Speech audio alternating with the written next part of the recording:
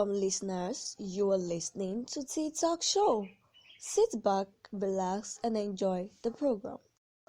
Hello, good morning, everyone, and welcome to another episode on the Health segment. My health, your health. I'm Sanusi Rebecca Titilayo, and today, as usual, every Friday, 9 a.m., we used to discuss health related issues, and today we'll be looking at how angry can you be.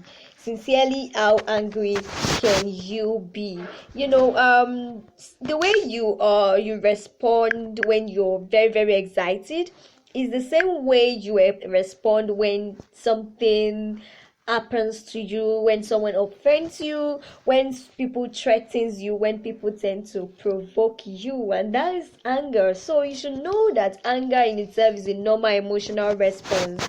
For example, if you bought a new car, you won a contract, you were chosen for a scholarship, you're expected to be very excited, you're very expected to be very happy. Same thing as when people tend to threaten you, anger tends to be the normal response. But then anger can be positive and it can be negative if you don't control it.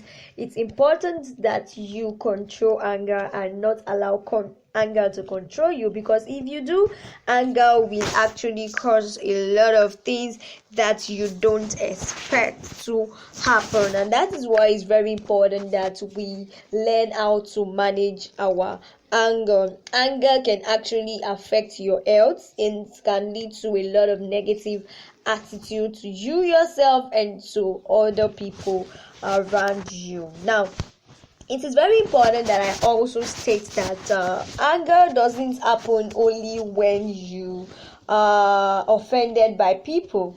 Anger sometimes also occur when you are frustrated, you're angry at the lack of basic human needs. For example, maybe you expect a money to come in and you didn't get it and you're presently broke. There's this anger that actually happens, especially, for example, maybe you actually live in an apartment and your rent has expired, and the landlord has given you time to pay,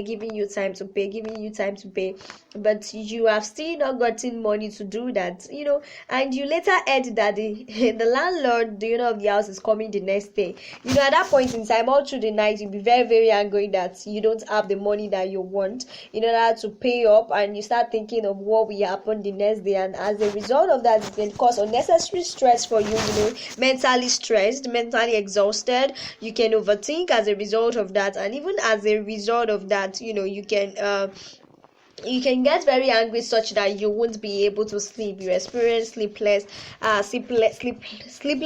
This is to tell you that anger does not only happen when people are offended, when we are offended by people. Okay, and also although with threats, criticism, and frustration can also cause health issues, especially when people threatens you, people offend you. When you're also angry at people's beliefs, opinions, can also cause you health. It can cause health issues and challenges. And also I'd like to quickly tell us physical symptoms of health issues, of this particular issue, anger. Physical symptoms. Number one, increased heartbeat. If you are very very angry, you will notice that your heartbeat will be increasing. For example, let's look at a young child that was beaten by another child. When that child is coming back home, there's this heartbeat, there's this way this this boy is crying, or this baby girl is actually crying, that the mother will be like, who beats you, that kind of thing. There's this heartbeat. Okay, so heartbeats are increased heartbeat is a symptoms of anger. Number two, speaking louder. For example, if you're not angry, actually you might not speak very loud. I said maybe you're singing or you're acting and hope, but other things, maybe you're very very angry with somebody did something wrong to you, you can tend to shout, and as a result of that, as a physical symptoms of anger. And the third one is that you can be rude. Maybe you are this playful person, you're this humble person, you are this nice person, but as a result of this anger, you can lose your sense of humor. You can lose your sense of humor, and at the end of it all, you can actually get very, very angry, rude, and you can speak rudely to people. Shaking of hands and lips can be a product of anger. For example, if you're very, very angry, you want to go and fight someone, and when you got to see this person tends to be someone who is kind of bigger than you. You know, at that point in time, you'll be very, very shaky, and you're very, very angry. You'll be like, if I should get hold of this man or this woman. But at that point in time, you gotta shake, but you're very, very angry. Shallow breathing, pacing around. And also, it is important that we know that whenever we are angry, some hormones are actually released by the body. It's called the adrenaline hormone and cortisol hormone. These hormones are for flights, all these frights and all. So these are the kind of hormones that are released when you are angry. And too much of these hormone can actually lead to blood pressure. It can increase your heart rate, your body temperature, and sleep problems. So that is why it's important that we control anger. Okay, so what are the physical things that happens when how anger actually affects our physical health? Number one, it can cause increase in heart rate. It can cause high blood pressure. That is, if you are very, very angry, it can lead to high blood pressure and excuse me. And if not managed, it can actually lead to stroke and other health challenge. So it's very important that we manage our anger. Also, it can lead to increase in the adrenaline hormone. Okay, so when you don't manage anger, and also there are also psychological problems that are associated when there's an increase in the release of this hormone, the adrenaline and the cortisol hormone in the body. Number one, eating disorder.